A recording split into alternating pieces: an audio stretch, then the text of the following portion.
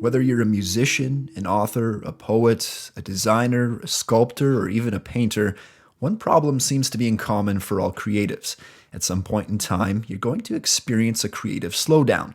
Call it what you will, writer's block, resistance, a lack of inspiration or motivation. At the end of the day, all it is the loss of ability to produce your art. In 2014, Justin Bieber was planning to reinvent his career. He had gone through a well-publicized series of misbehaviors, including being arrested for DUI. By the time he turned 22, he started to realize he wasn't a kid anymore. He needed to grow up. As he took a step back, he knew he needed to grow out of his teeny bop phase and release an album that would reflect his new outlook on life. Just as Michael Jackson grew out of his teen star Jackson 5 persona to produce Off the Wall and Thriller, Justin knew he couldn't be the bull-haired cute kid singing Baby anymore. To help make his Thriller, Justin called upon one of the most celebrated and critically acclaimed producers in modern music, Rick Rubin. Rick first came on the scene as the founder of Def Jam Records in the 80s, producing artists such as the Beastie Boys and LL Cool J. Through the years, he has produced everyone from the Red Hot Chili Peppers, to Johnny Cash, to Tom Petty, to Jay-Z, to Slayer. His producing style is very hands-off. His goal is to bring out the best of his artists he produces, to let them explore their creativity on their own, and offer suggestions along the way. If they're trucking along great, he doesn't say much, but Rick's genius is when that truck comes to a halt. Normally, the artists that work with Rick come into the recording process with a bunch of ideas and half-written songs, but Justin wanted to go into their time together with a clean slate. He wanted to write in the studio and see what they could come up with together, along with a random selection of professional studio-type musicians.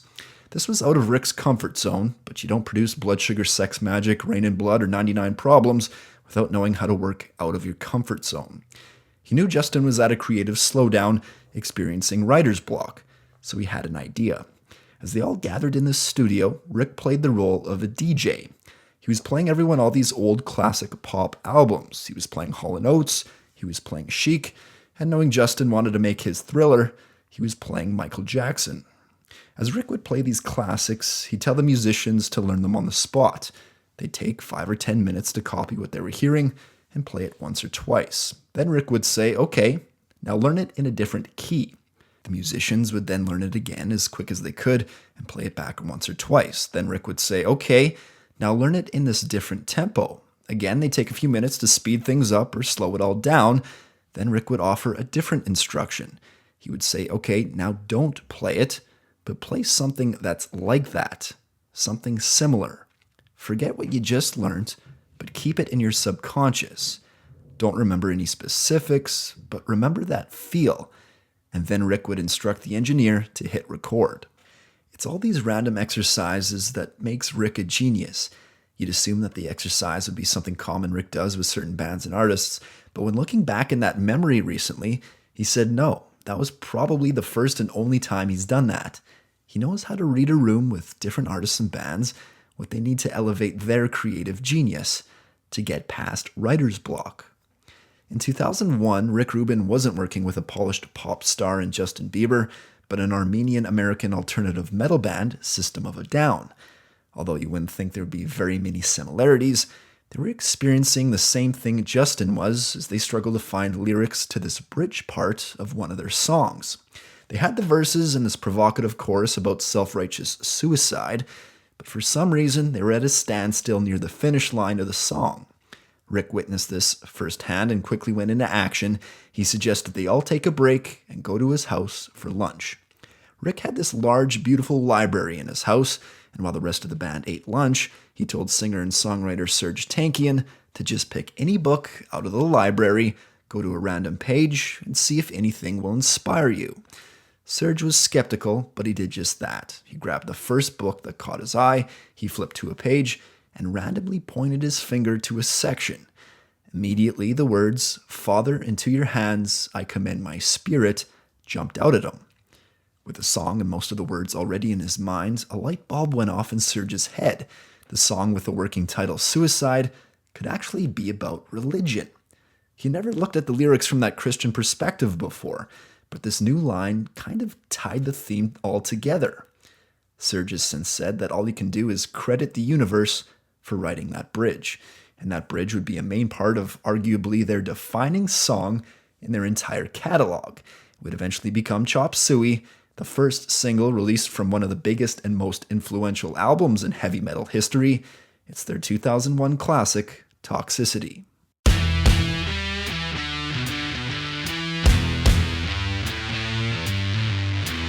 The stories behind some of the most famous albums in music history. It's Beyond the Beat with Jared Lennon.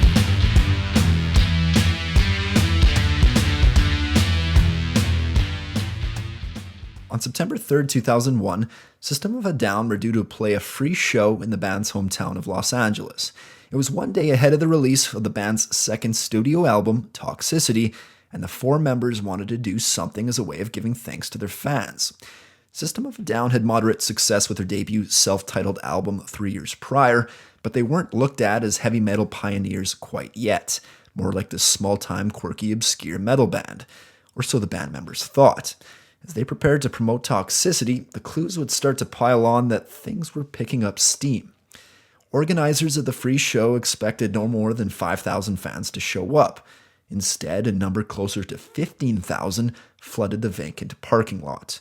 In a state of panic and fear over safety concerns, the fire marshal in charge decided to shut it down. He wouldn't allow System of a Down to perform. The band asked the authorities to let them at least address the crowd and fill them in on what was going on, but they were given a hard no. Some of these kids had slept on the dirt floor overnight just to be close to the stage, and now it was all cancelled. The announcement was made to the crowd of anxious fans, and as soon as the band's stage banner came down, all hell broke loose. The kids went crazy, destroying the band's equipment and gear.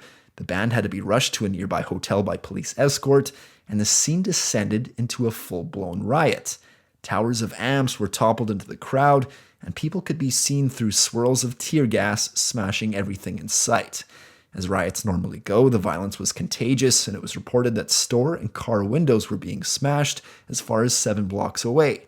When all was said and done, 6 fans were arrested, several officers and fans were treated for minor injuries, and it was estimated the damage to be in the $30,000 range.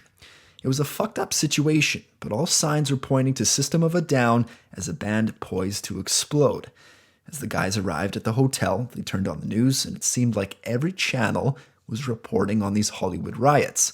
The pictures of the band were being displayed across the screen, adding that the riot came out of a free show to promote their new album Toxicity, due for release the next day. What's better press than that? Most bands are easy to categorize. You have a hard rock band or a metal band or jazz or whatever. If you listen to a few songs of most bands, you get the gist and pretty much know how everything else will sound. Then there's System of a Down. 4 guys from Los Angeles, California, all with deep roots in Armenian heritage, playing a unique style of alternative metal with hints of their Middle Eastern background, folk, prog rock, jazz, and even Greek. They have a playfulness and a sense of humor to their music that's seemingly un-American, nothing like their counterparts in a genre rock critics try to lump them into in nu metal. Yet this cloud of humor hovering above all their music is incensed with the seriousness of geopolitics and philosophy. Bassist Shavo Odadjian describes them as a cross between Pink Floyd and Slayer. As Rolling Stone magazine puts it, if System of a Down ain't Noam Chomsky, it sure ain't Limp Bizkit's Nookie either. When System of a Down released their self-titled debut 3 years previously, the world didn't quite know what to make of them, but the unpredictability, the circus-like style to the band drew in a lot of local attention, and it's what made them so attractive and such a hit on the Sunset Strip and LA's music scene as they were coming up in the early to mid-90s. And it's how they got their big break, by catching the ear of Rick Rubin. Rick sat down for an interview recently and talked about first seeing System of a Down at a 200-person sold-out Viper Room show in LA, saying, quote, "I remember watching the show and just laughing. I laughed the whole time. It was the funniest thing I had ever seen, but in a good way. It wasn't like laughing like, what a joke. It was just so over the top and so extreme. And like Armenian folk dancing with heavy metal riffs and wild political lyrics and screaming, it was crazy music. And usually a lot of heavy music falls into a similar thing. I'm not going to say it's interchangeable because it's not, but there's certain rules of heavy metal, let's say, that sort of everyone follows those rules. And System of a Down, you could say, were a heavy metal band who didn't follow those rules. They didn't have the rhythms that you'd hear in a typical... You wouldn't hear a Metallica rhythm. You'd hear a System of a Down rhythm, which was different, like different gallops. It's rooted in their Armenian heritage, so they took elements from folk music and brought that into heavy metal. And I remember at the time I had never heard anything like it. Rubin continued on saying not everyone around the scene shared his excitement, saying, quote, "I can remember people, while there was those of us who loved them fanatically, people hated them. People hated them. I can remember the big radio station in LA is K-Rock, and Kevin Weatherly is the program director of K-Rock, and I remember him saying, System of a Down is a band we will never play on our station ever. 100%, I don't care what happens. It doesn't fit on our station." And then a year later, it was the number one band on the station. They clearly didn't fit, but they were so good that they transcended not fitting. And those are the artists I like the best. Those are my favorite artists, the ones that they don't really fit anywhere. They're not another in this mold. After that Viper Room show, Rubin happily offered the band a record deal. However, by that time, System of a Down had plans to sign with Universal. The band members sat on it for a while and kept meeting with Universal, but after going into their offices multiple times and getting to know them, they realized Universal seemed to be focused on more of a hip-hop R&B direction. As Daron would later say, they knew Rick believed in them, and they knew he was a music producer that went with his gut instinct, not on following any trends. They signed with Rick's American Recordings label in 1997. In March 2001, System of a Down entered Cello Studios with Rick to record the songs. They would end up spending the next 4 months on the record, much longer than their debut album. They wanted to experiment more and progress past a band that seemed to be mostly focused on the heavier side of their music, what they thought their debut sounded like. Guitarist Darren Malakian talked about that time in an interview, saying, quote, "Going into it, I knew Serge wanted to sing more, so I guess that was kind of a progression and an evolution for the band. I wanted to do all of that, yet not lose the heaviness of the band, and I guess the hard punk metal aspect. You could lose that sometimes when you get a little too eclectic, so we were just trying to balance that fine line and not lose the fans." Toxicity would end up being released on September 3rd, 2001, and if you have a pulse, you'll know that particular time frame has some significance. Much like the riot that resulted out of their free show in Los Angeles, it appeared from the outset that System of a Down couldn't catch a break when it came to external circumstances out of their control. 1 week after the release of the sophomore album, 9/11 happened. The events on September 11th changed the world forever, and feeling like they got away with creating something positive out of a terrible event out of that LA riot, it now looked like they couldn't catch a break. Music and art was quite impacted from the events of 9/11. People were on edge and seemingly weren't in the mood for what could be looked at as anti-American sentiments or heavy taboo topics like the one System of a Down touched on in most of their music. Their lead single, released a month prior to 9/11, talked about suicide. Talk about the wrong place at the wrong time. It was placed on radio operator Clear Channel's list of lyrically questionable songs and effectively removed from the playlists of more than 1,000 US stations. But just like that riot, System of a Down's momentum seemed to be unstoppable at this point. Just as Rick Rubin mentioned in that interview, when a band is this good, they transcend releasing music at the wrong time. In fact, some people thought their lead single about self-righteous suicide was almost like a prognostication of 9/11, leading to more publicity and more press on the band. That song, of course, is the one Serge was able to finish writing after looking in one of Rick Rubin's books. It's Chop Suey. When it comes to writing a System of a Down song, Daron usually writes the music, while it's usually a collaboration between Daron and Serge on the lyrical side. Daron wrote the music to Chop Suey, just messing around on an acoustic guitar while in the back of the band's RV while on tour to support their debut album. They were excited to be on tour, but wanted to prove they were capable of writing songs with more musical depth than what was on their debut. Daron has said he was going into the Toxicity writing process not wanting to write another Pluck or Sweet Pea, but while also keeping with the System of a Down style. Chop Suey is a great showcase of what System of a Down offers. The verses are frantic and hard, yet still playful. It's both difficult to sing and arguably difficult to listen to.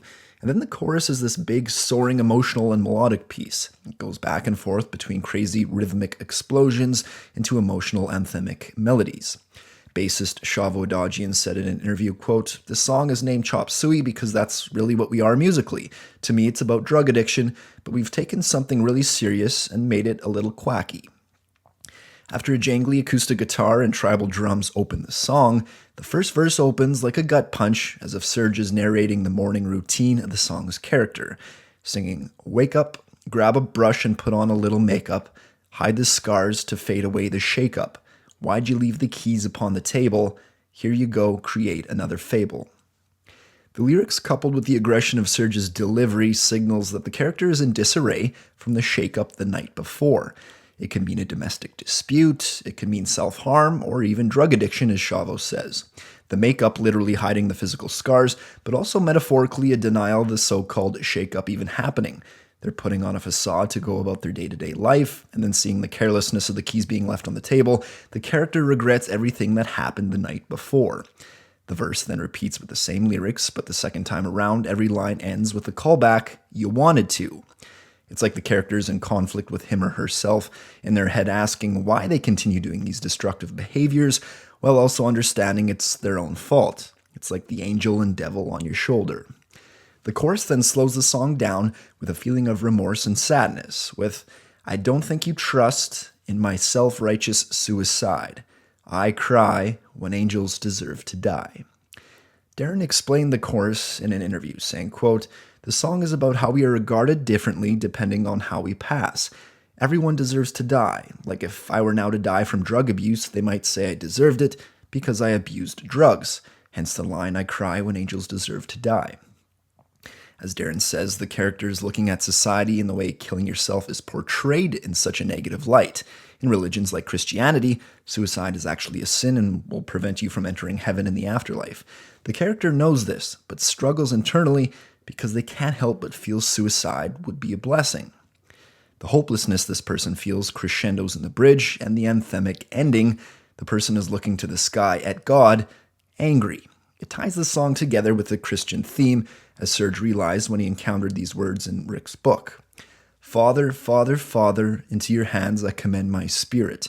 Father, into your hands, why have you forsaken me? In your eyes, forsaken me. In your thoughts, forsaken me. In your heart, forsaken me." In the Bible, Luke chapter 23, verse 46, Jesus Christ speaks his last words on the cross, calling out, "Father, into your hands I commend my spirit." In Chop Suey, the character is sending out a cry for help, asking for God to take away the pain, but also questioning God, feeling like they have been left to suffer. Chop Suey was the first single off Toxicity, released August 13th, 2001. It was originally titled Suicide, but the record company made them change it to be more radio-friendly. In the beginning of the song, you can hear Serge even saying, "We're rolling suicide." Of course, Chop Suey being a play on words as well, chopping suicide, but also describing the band as a mix of all these influences and styles. The single was climbing the charts before kind of being silenced by the events of 9/11. Just about every radio station pulled it from their playlists in an effort to be as sensitive as possible after the tragedy. Even though the song had nothing to do with terrorism, it was considered far too aggressive. When things settled down, though, the song returned to the airwaves pretty much where it left off, since there weren't too many songs released in the weeks after 9/11. It would eventually lead to the band's first Grammy nomination for Best Metal Performance in 2002.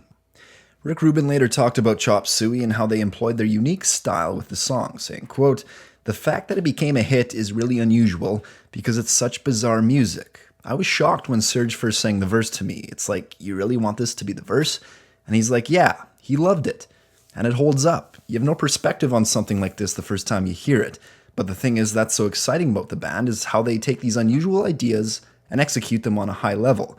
They can take something that seems really awkward and convey it in a way where you can see it as beautiful. It forces you to open your mind. The roots of System of a Down trace back to 1992. Darren Malakian and Serge Tankian were working on separate projects at the same recording studio one day, and by total chance met up and started talking. It turned out they both went to the same elementary school as kids, the Rose and Alex Bilbo's Armenian school, and obviously shared the same Armenian heritage. Because Serge was 8 years older, though, they never knew each other. They quickly formed a band called Soil, with Serge on vocals and keyboards, and Daron on vocals and guitar.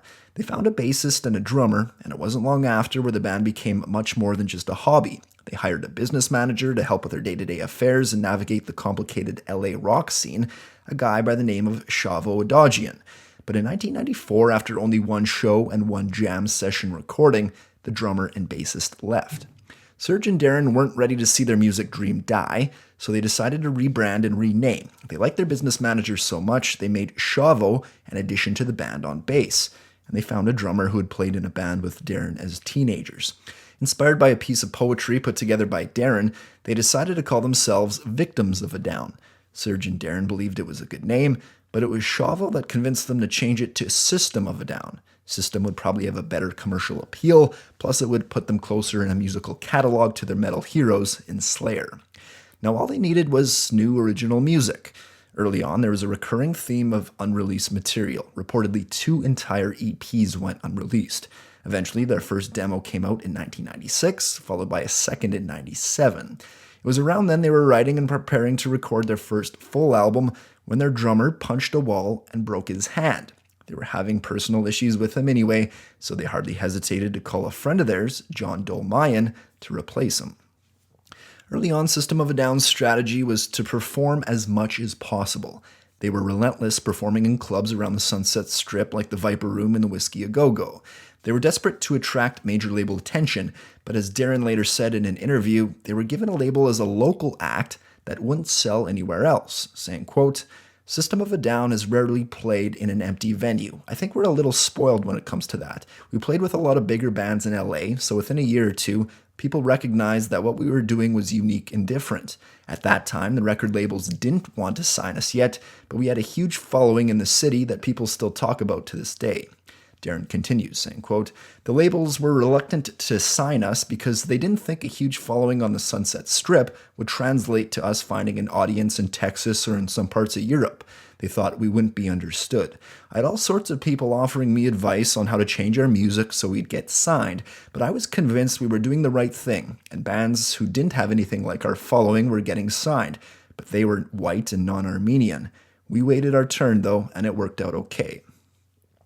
Hard work finally paid off through that constant drive to perform when it finally got the attention of Rick Rubin. They were signed to his label and in June of 1998 released their debut self-titled album. It had moderate success, peaking at 124 on the Billboard 200. Songs like Sugar and Spiders would help get them mainstream airplay on MTV, and they would go on to tour the world in support of acts like Metallica and their heroes in Slayer. The album eventually went gold in February of 2000 and received a significant bump after the success of Toxicity, ultimately going platinum. With their first album, you hear a much more rough around the edges nu metal hard rock sound, with influences such as jazz in there as well. Serge's voice was described as barked, punk-inspired vocals, segueing into heartfelt nasal melodies. John's jazzy drumming pairs excellent with the metal riffs of Daron Malakian. It's a mix of catchy metal, politics, and a band not taking themselves too seriously, creating a perfect blend of performance. The 2 singles and standouts, as I said, were Sugar and Spiders, both a sign of things to come as the band got more dynamic with Toxicity. Spiders is an examination of governmental control as weighed through 1984-style science fiction. Sugar shows off the dynamic of the band between traditional alternative metal singing Daron and the more operatic and aggressive punk shouts of Serge. The cover of their debut album also showed they weren't just any regular heavy metal band.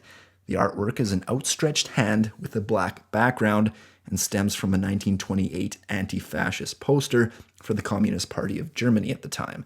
The text on the original poster read, "A hand has 5 fingers. With these 5, grab the enemy." The slogan inspired System of a Down to write text on the back of their debut album, "The hand has 5 fingers, capable and powerful, with the ability to destroy as well as to create." Artists are generally known for being idealistic when it comes to politics, for having grand ideals for world peace, but some take it further. At its worst, the mix of music and politics can result in simplistic songs that sound smug and self-righteous. At its best, the same mix can produce timeless music that inspires and provokes, be it the stirring civil rights anthems like We Shall Overcome or Bob Dylan's The Times They Are A-Changin'. Even just lately, System released their first new music in more than a decade to bring awareness to the plight of their nation, Armenia. Not only that, but they're donating all proceeds from the music and merch to a fund set up for the soldiers fighting on their side. I mean, how many people knew of the Armenian genocide before a mainstream band like System of a Down started talking about it and infusing it in their songs? Yes, they can dip their toes into unrealistic, silly ideals. Why don't presidents fight the war? Why do they always send the poor? Sounds like something a college freshman would say after taking their first political science class. But it's obvious music and art for them is more than just entertainment. Unfortunately, the nature of change in politics is like steering a massive freight liner. The same stuff they sing about 25 years ago are still relevant today, just as is the case for NWA or Rage Against the Machine. On Toxicity, they were inspired by the protests at the 2000 Democratic National Convention in LA when mounted cops cleared thousands of protesters with a flurry of rubber bullets. Not being shy to the subject of police brutality and riots, with all four members growing up in LA, they wrote Dear Dance in response. The opening verse is one where it's hard to imagine any other band than System of a Down performing. They mix intense lyrical themes with a playful performance of wordplay, writing, circumventing circuses, lamenting and protest, to visible police, presence-sponsored fear, battalions of riot police with rubber bullet kisses, baton courtesy, service with a smile. In the chorus, they reference a riot that took place after a 2000 Rage Against the Machine concert at the Staples Center, also tying the symbol of LA's extravagant stadium to the people in surrounding impoverished neighborhoods. Beyond the Staples Center, you can see America with its tired poor avenging disgrace, peaceful loving youth against the brutality of plastic existence.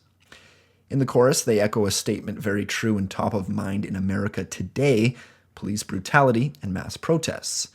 Pushing little children with their fully automatics, they like to push the weak around. On one hand, it can mean the recruitment of young people to fight in the military. On the other, though, it could mean the militarized riot police armed to the teeth up against young, exuberant, and sometimes naive protesters. Another example of the boldness of System of a Down is their opening track. Not a type of opening song you see on other albums that's saying, here's an easy listening opener to invite the masses in. Instead of trying to appeal to as many people as possible, it's a song rattling off statistics about the war on drugs in the US and the prison industrial complex. Through it all, another example of the immense challenge they undertook to educate listeners, but to also be catchy. Prison Song describes the divide between the rich and the poor in a striking way, just like Dear Dance, an issue that is still relevant today as it was in 2001 when they released it. The song opens with Serge whispering, they're trying to build a prison. In the first verse, Serge then outlines why the war on drugs started out of the civil rights movement in the 1960s, with, following the rights movements, you clamped down with your iron fists. Drugs became conveniently available for all the kids. Serge says conveniently because it has since come out that the war on drugs was started by President Nixon to be able to imprison anti-war protesters and African Americans. The Nixon administration knew that if they associated drugs with those groups and clamped down on the drug aspect, they could get rid of their political opponents. In the pre-chorus, Daron chimes in on vocals, I buy my crack, my smack, my bitch right here in Hollywood. Followed by Serge with statistics. Nearly 2 million Americans are incarcerated in a prison system of the US. In the second chorus, Serge mentions another stat. The percentage of Americans in the prison system has doubled since 1985. It's all about how the United States leads the world in the amount of people per capita that is locked up in prison, all for sometimes minor things like marijuana possession. System is stating the fact that when you privatize prisons, you make it their incentive to lock up more people, not to rehabilitate them or prevent them from going to jail, as they write in the chorus. They're trying to build a prison for you and me to live, another prison system for you and me. Then in the second verse, as if we need to unpack even more dense subjects, System tackles American imperialism and wars in the Middle East. They state how the average American taxpayer funds these wars, with minor drug offenders fill your prisons, you don't even flinch. All our taxes paying for your wars against the new non-rich.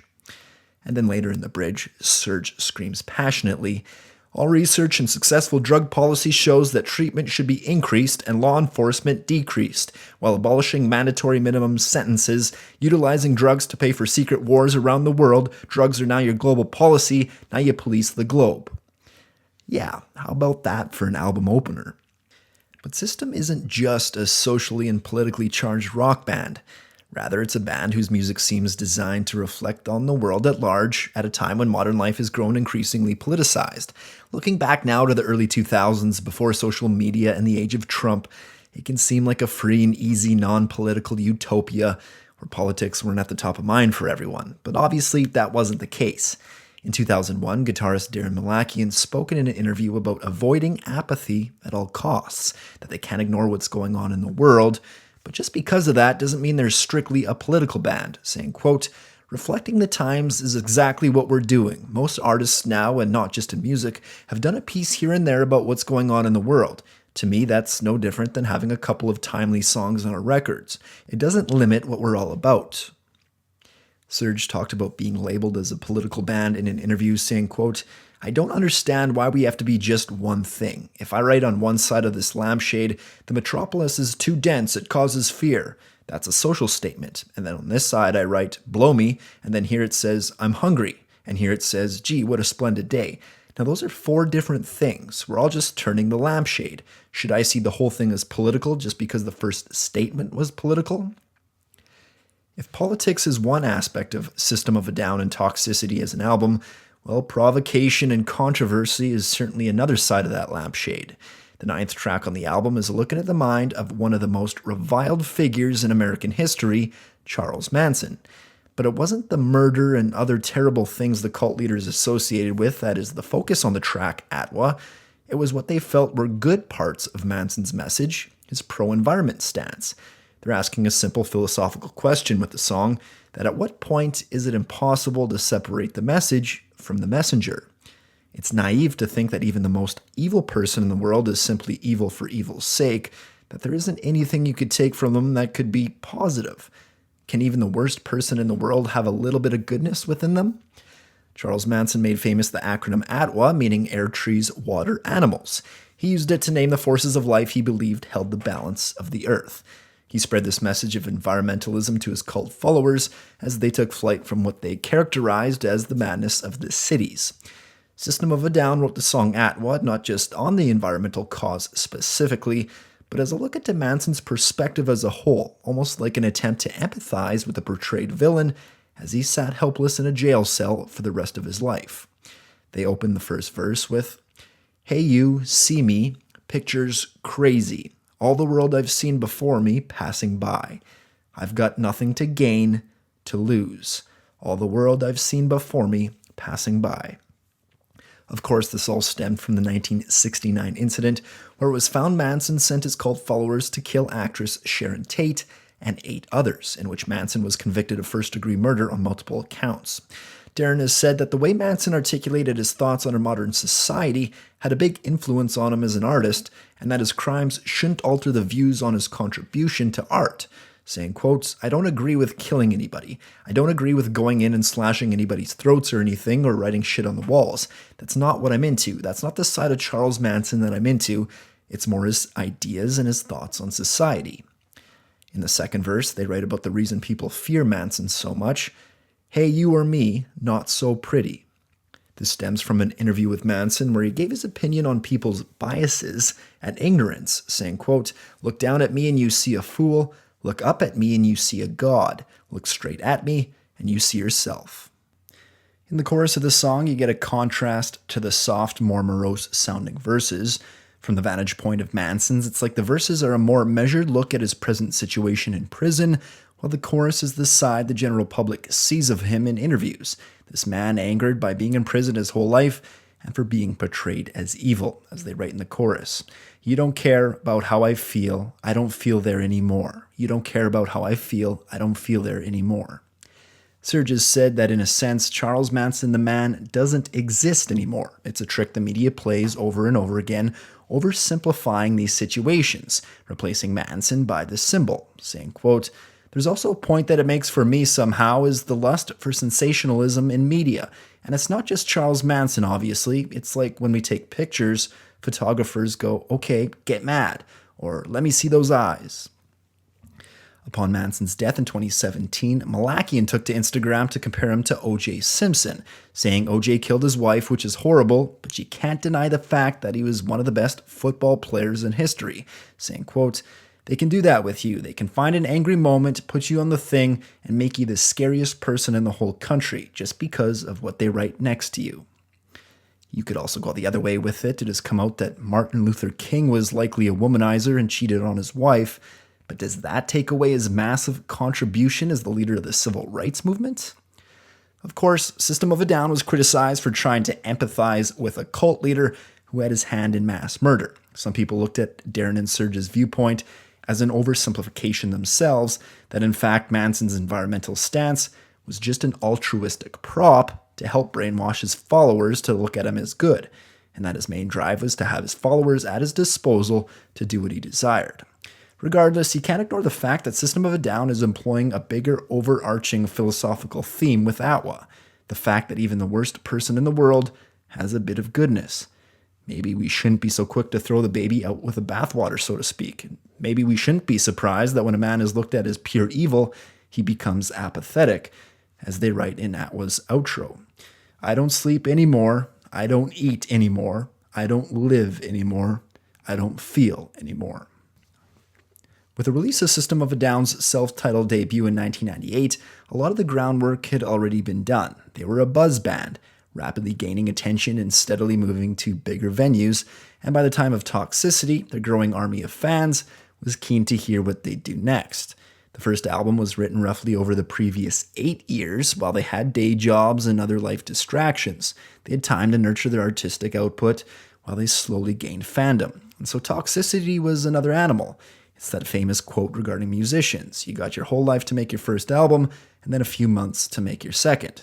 The sophomore slump is a real thing. And as Chavo said in an interview, they were well aware of that going into the recording process, saying, quote, "The pressure was on, but Daron had a lot of songs written and I had some songs, and we were just ready to get in there and make another record. It was exciting because with the first record, we didn't overproduce it. We made more of a punk rock recording, and you can tell with the difference of the recording. But we did that so we'd have somewhere to go with the second one and the third one. We were looking forward to getting in there and using more of the board, doing more guitar tracks, you know? And we spent more time in the studio with Toxicity than we did with the first one." In pre-production alone, the band wrote 35 songs that would eventually be spread out between Toxicity and 2002's Steal This album. They didn't argue too much over the musical direction of Toxicity.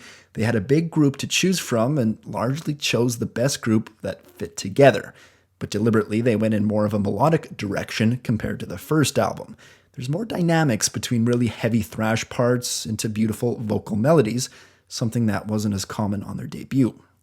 And that leads us to the 12th track on the album, the second single that shares the album's name, Toxicity.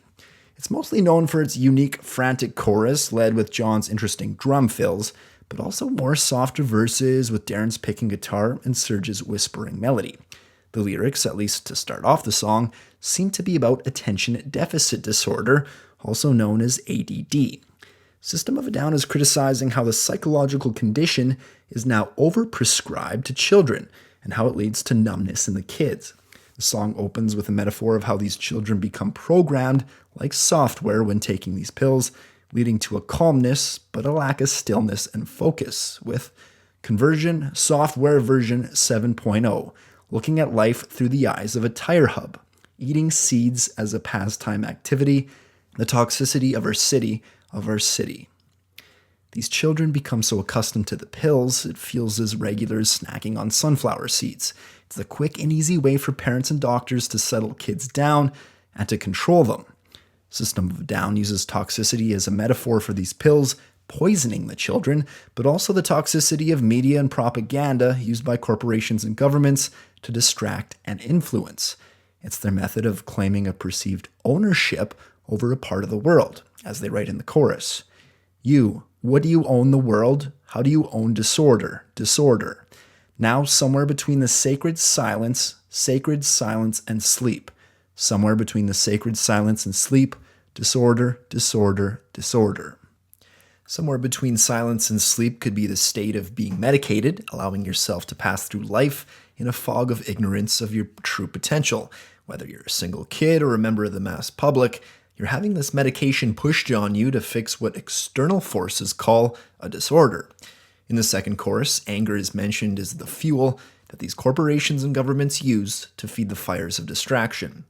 More wood for their fires, loud neighbors, flashlight reveries, caught in the headlights of a truck, eating seeds as a pastime activity, the toxicity of our city, The loud neighbors is a metaphor for the media always portraying violence and destruction, and its use as propaganda to get people angry at each other, instead of at the corporations and governments who are the puppet masters behind the scenes. The flashlight reveries are daydreams and imaginations of a better life, but those ideals are stifled by headlights of a truck, a metaphor for reality. The song's outro features the line, "When I became the sun, I shone life into the man's hearts." It could be a reference to some sort of big brother-like dictator who becomes like the sun, always watching people, and also perceived in the good sense of the sun as the provider of energy and light to their people.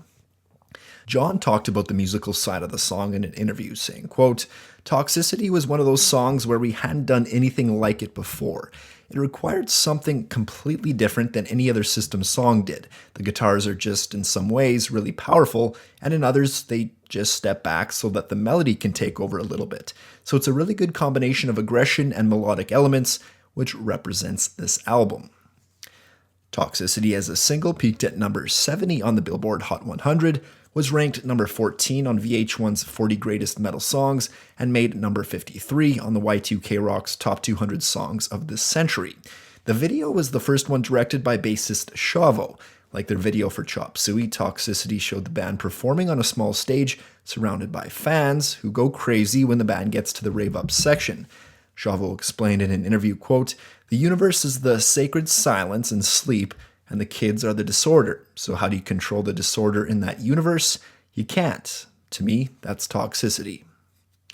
Yes, toxicity is a little bit of the guys putting on their tinfoil hats, looking at world governments and corporations in a cynical light. It's also very complicated and can mean a host of other things. Rick Rubin had a good answer when asked about the song, saying, quote, "I don't know what it means, but I know how it makes me feel. It's like a lot of Neil Young songs, where the lyrics don't necessarily make sense, but they give you this feeling of something going on. This does that." The band felt the metaphor of toxicity could be an overarching theme to the album as a whole, and not just the song. The toxicity of the music industry, of religion, drugs, corruption, or any number of things they feel poison people. Following its release, Chavo even talked about the toxicity of their hometown in Los Angeles, the contradiction of its perception as opposed to reality, saying, quote, "Everyone views Hollywood as a glamorous place with palm trees and movie stars, but when we were growing up, all we saw were poverty, hookers, and bad stuff. It's an evil town, a toxic city, which is how we got the name of our record."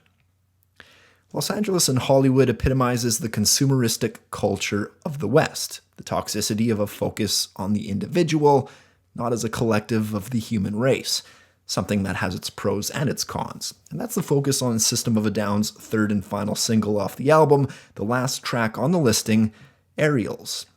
The overall theme to the song is deep. It's about human race as a whole, how we forget what's really important in the grand scheme of things in the cosmos, and our tiny part in it. We're so caught up in consumerism and capitalism, looking out for our own best interests, we forget that at the end of the day, we're just part of the circle of life.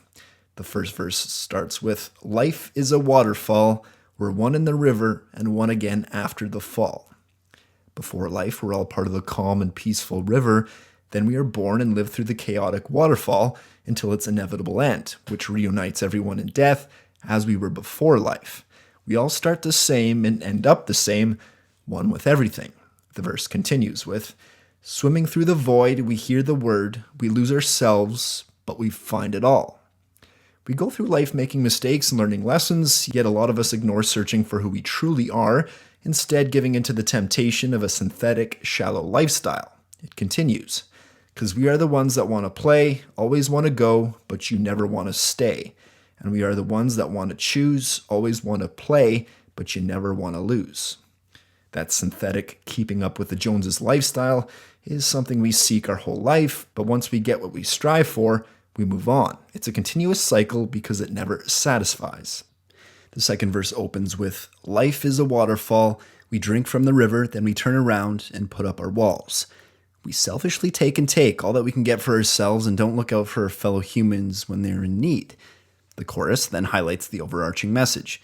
Aerials in the sky, when you lose small mind, you free your life. Aerials so up high, when you free your eyes, eternal prize. Aerials meaning an antenna. Once you stop and can tap into a full picture of your life as it relates to all human existence in the universe, just as an antenna in the sky has a better perspective on the earth as a whole, the weight of all mundane day-to-day issues comes off your back. It's true freedom. It's overcoming the toxicity of our consumeristic culture, overcoming the identity our ego has attached to, so that we're free by understanding our place in the waterfall, accepting it will come to an end. Over a year after the release of the album, Aerials hit number 1 on both the Billboard Alternative Songs and Mainstream Rock chart. It was the band's first number 1 hit, reflecting the wide cross-section of radio stations that played the song. The riffs are satisfying, the drums are intense, and the harmonies of Serge and Daron's singing gives the song an accessibility to the mainstream. John said in an interview, quote, "It's a gentle song, but at the same time, it has a lot of angst coming out. It was one of those things where it was just instant. We all felt it. It came together real fast, like it was meant to be put together that day." The music video got a lot of play on MTV and was a joint effort between Chavo and British director David Slade. It follows a young boy who appears to be at least part Klingon from the Star Trek universe. It seems to be a take on the Hollywood culture as we see the boy in a photo shoot and a press junket, but he seems to be looked at as a celebrity rather than a curiosity. Altogether, it's deep stuff, and quite stoic on an album that also features the lyrics jump, pogo, pogo, pogo, pogo, pogo, pogo, bounce, pogo, pogo, pogo, pogo, pogo, an analogy of a pogo stick to the motion you make in an orgy. But that's part of the charm, a System of a Down. They're just not taking themselves too seriously. Toxicity was released on September 4th, 2001, a day after the riot they caused in LA. The album debuted at number 1 on the Billboard album chart, with 220,000 copies sold in its first week of release. To date, the record has gone triple platinum in the US and sold more than 12 million copies worldwide. It remains System of a Down's most popular album and one of the most offbeat and original multi-platinum metal releases of all time. Like System's debut album, Toxicity seemed utterly chaotic upon its first listen, but the small refinements of more melody, among many other things, helped it become more accessible and gain mainstream attention. Not even the events of 9/11 and having chopped Suey ripped from radio playlists could tear it from the airwaves.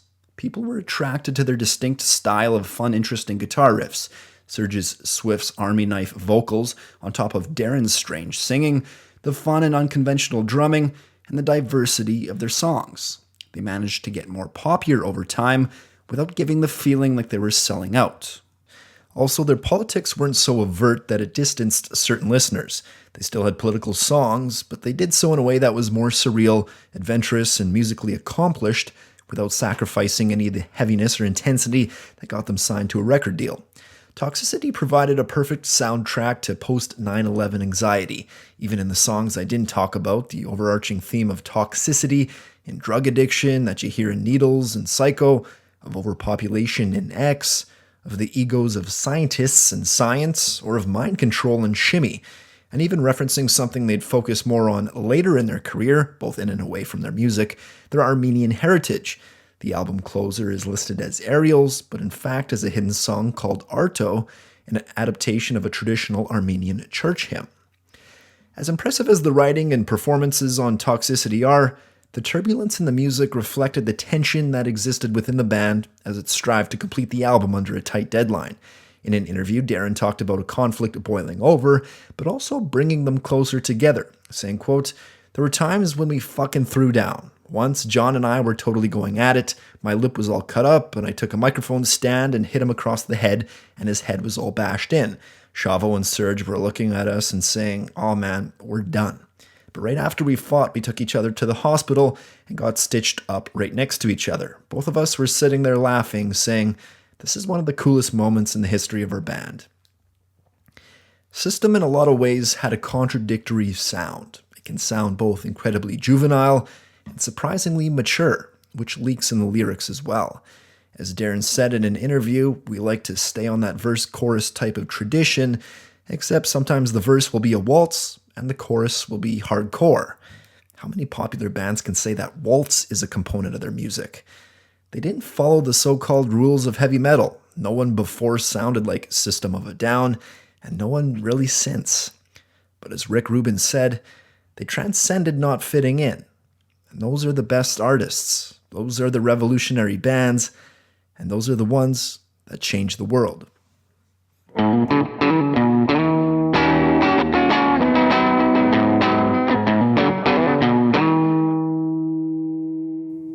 Hey guys, thanks for listening. If you'd like to keep up to date with everything I got going on with this channel, be sure to follow my Instagram page.